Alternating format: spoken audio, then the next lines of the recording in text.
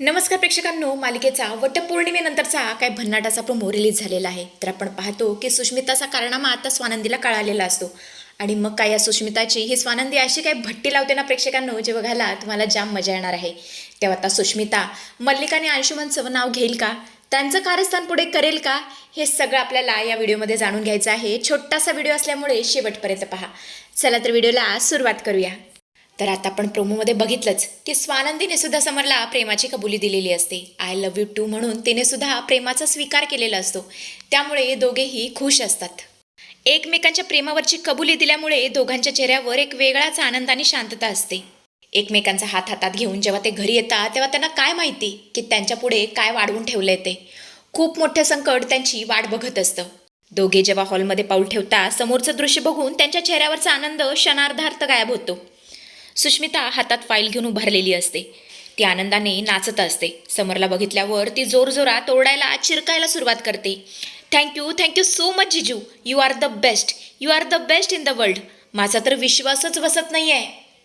आणि हे सगळं ऐकून तर त्या दोघांना काही समजायला मार्ग नसतो. समर गोंधळून आणि कपाळावर आठ्या आणतो आणि बोलतो, सुष्मिता अगं हे सगळं काय चाललंय, कसलं थँक्यू, आणि हे कसले पेपर्स घेऊन असतेस तू.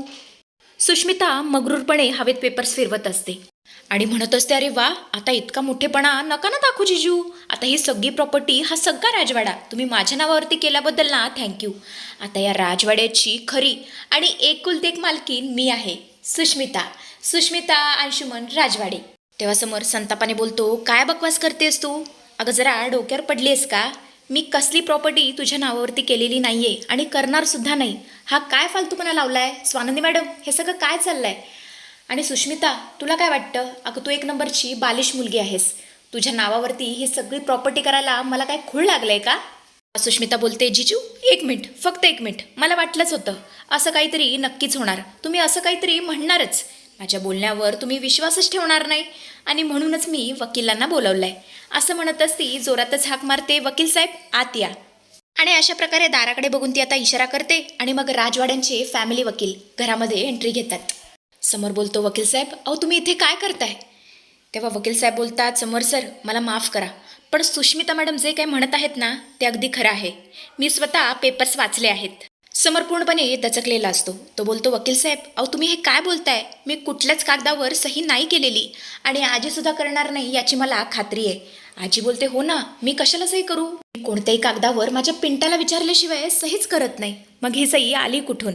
तेव्हा वकील पेपर्स पुढे करतात आणि बोलतात, हे बघा सर, यावर तुमची आणि आजींची स्वतःची सही आहे, हो ना.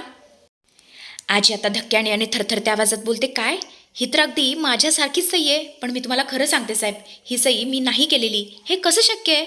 माझा तर माझ्या डोळ्यांवरती विश्वासच बसत नाही आहे. माझी आणि पिंट्याची सही इथे आली कुठून. तेव्हा वकील बोलतात, हे बघा सर, ही सही कुठून आली, कशी आली ते तर आम्हाला अजिबात माहीत नाही, पण ही सही हुबेहूब तुमची आणि आजींचीच आहे. दोन्ही सह्या 100% मॅच होत आहेत. त्यामुळे कायद्यानुसार आम्हाला हे मान्य करावंच लागेल. आता या इस्टेटीची मालकीन सुष्मिता मॅडम आहे, सुष्मिता राजवाडे. सुष्मिता तर इतकी आनंदी झालेली असते, ती आता दणादणा नाचायला सुरुवात करते. तिला कसलंच भान राहिलेलं नसतं. समर आणि आजींच्या पायाखालची जमीनच सरकते. दोघेही प्रचंड घाबरलेले आणि हतबल झालेले असतात. पण स्वानंदी मात्र हे सगळं बघून रागाने लाल झालेली असते.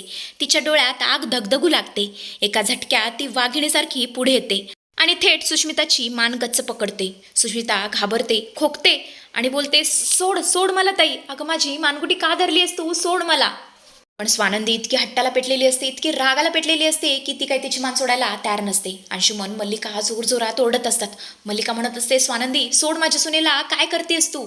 तुला कळतंय का ही कोण आहे. ही आता साधीसुधी व्यक्ती नाहीये, ती राजवाड्यांची सून आहे, मालकीण आहे, भविष्यातली मालकीण आहे. सोड तिला, सोड माझ्या सुनेला. अंशुमन सुद्धा गायवाया करत असतो, सोड वहिनी, सोड माझ्या बायकोला. पण स्वानंदी इतकी पेटलेली असते, तिला आता कोणाचंच ऐकायचं नसतं. ती काय तिचं नरडं सोडत नाही आणि बोलते, सुष्मिता अगं नीच मुली, तुझी हिंमत कशी झाली माझ्या नवऱ्याला आणि माझ्या आजीला फसवण्याची. सुश आता कान उघडून ऐक. जोपर्यंत ही स्वानंदी जिवंत आहे ना, तोपर्यंत माझ्या समरवर आणि या घरावर कुठलाही अन्याय मी होऊ देणार नाही.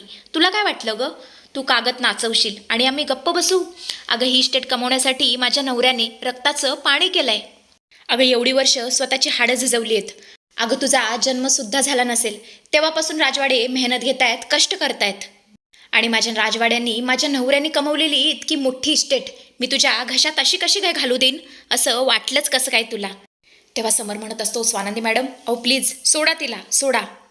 पण ऐकेल ती स्वानंदी कसली. ती बोलते, नाही राजवाडे, आज या सुष्मिताला मी सोडणार नाही. ती आणखीन जोरात त्या सुष्मिताला घट्ट पकडते आणि बोलते, आज तर या मुलीचा सोक्षमोक्ष मीच लावणार आहे. मला 100% काय 101% खात्री आहे, हा फ्रॉड हिनेच केलाय. सुष्मिता खरं खरं सांग, या खोट्या सह्या तू केल्यास ना? बोल, हा सगळा काय प्रकार आहे सांग. आज जर तू सांगितलं नाहीस ना तर तुझा मी जीवच घेईन. आणि हा सगळा प्रकार बघून सुष्मिता खूपच घाबरलेली असते, प्रचंड घाबरलेली असते. तिचा श्वास कोंडत असतो. पण प्रेक्षकांनो, ही सुष्मिता इतकी ढीठ असते, तोंडातून ब्रसुद्धा काढायला तयार नसते. बाजूला उभी असलेली मल्लिका ती सुद्धा पुरतीच घाबरलेली असते.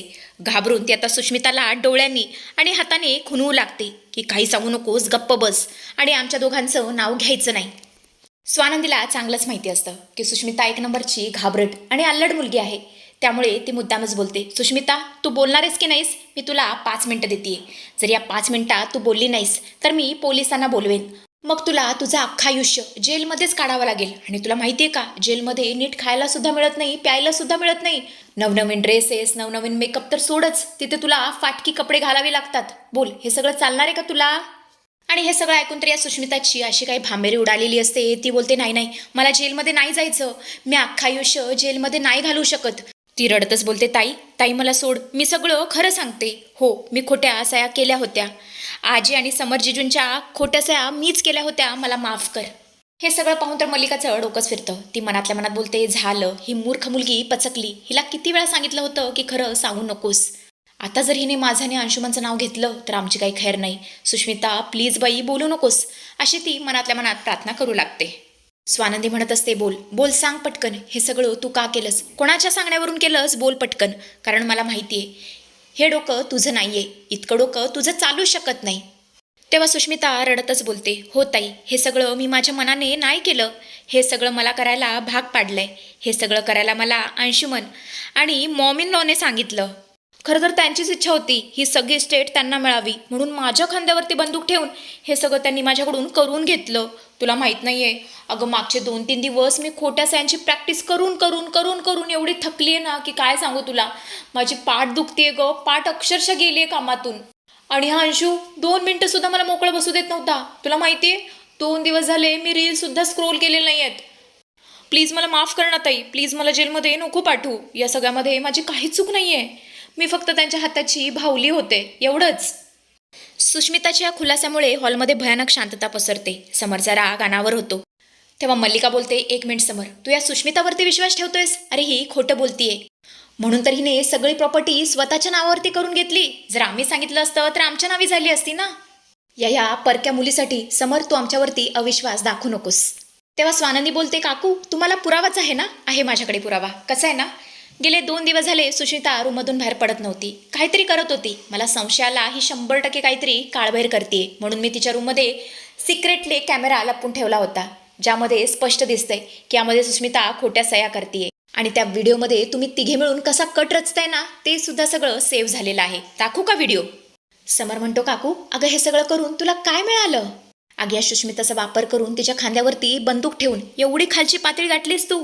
खरंच तुम्ही दोघांनी मिळून माझ्या पाठीमध्ये खंजीर खुपसलंय. अगं फक्त एकदा सांगायचं की तुला प्रॉपर्टी हवी आहे, अर्धी प्रॉपर्टी मी तुझ्या नावावरती केली असती. पण हे सगळं करण्याची, हा नीचपणा काढण्याची तुला काहीच गरज नव्हती. त्यावर स्वानंदी बोलते आणि बोलते, थांबा राजवाडे, यांच्यासारख्या गलिच्छ लोकांसाठी तुम्ही तुमचे हात खराब करू नका. यांचा हिशोब तर आता मी करते. असं म्हणत असते सुष्मिताकडे वळते आणि बोलते, सुश चल काढ राजवाड्यांच्या किल्ला, आत्ताच्या आत्ता मला परत दे. तेव्हा सुष्मिता बोलते, ताई अगं जिजूंनी तर मला 15 दिवसांसाठी किल्ल्या दिल्या होत्या आणि आज तर फक्त 3च दिवस झालेत, अजून 10 दिवस बाकी आहेत ना, मग आत्ताच तू किल्ला का घेतेयस? तेव्हा स्वानंदी बोलते, सुष्मिता अगं जरा मोठी हो, सुधर. अगं एवढा मोठा मॅटर झाला तरी अजून तुला किल्ल्याच हवेत. अगं तुला का कळत नाहीये सुष्मिता, हे दोघे तुझा वापर करतायत. आणि मल्लिका काकू तुम्हाला काय वाटलं, तुम्ही माझ्या बहिणीच्या खांद्यावरती बंदूक ठेवाल आणि सगळं तुमच्या म्हणण्याप्रमाणे होईल. पण नाही, जोर हे स्वानंदी आहे ना तसं अजिबात काही होऊ देणार नाही, लक्षात ठेवा. आणि आता या राजवाड्यांची एक वीटही तुम्हाला मिळणार नाही. आणि आता या किल्ल्यासुद्धा माझ्याच झाल्या. समर आता सुष्मिताकडून त्या किल्ला घेतो आणि स्वानंदीला देतो. आणि वकील साहेब, आता तुम्हाला समजलंच असेल हे पेपर्स किती कायदेशीर आहेत ते. त्यामुळे आता या पेपरचा काहीच उपयोग नाही, तुम्ही फाडू शकता. इकडे आणा, मीच फाडते असं म्हणतच ती पेपर्स फाडून टाकते. आज आणि समरला स्वानंदीचा खूप स्वाभिमान वाटत असतो. तर असा काहीसा ट्विस्ट आपल्याला येणाऱ्या भागांमध्ये बघायला मिळणार आहे.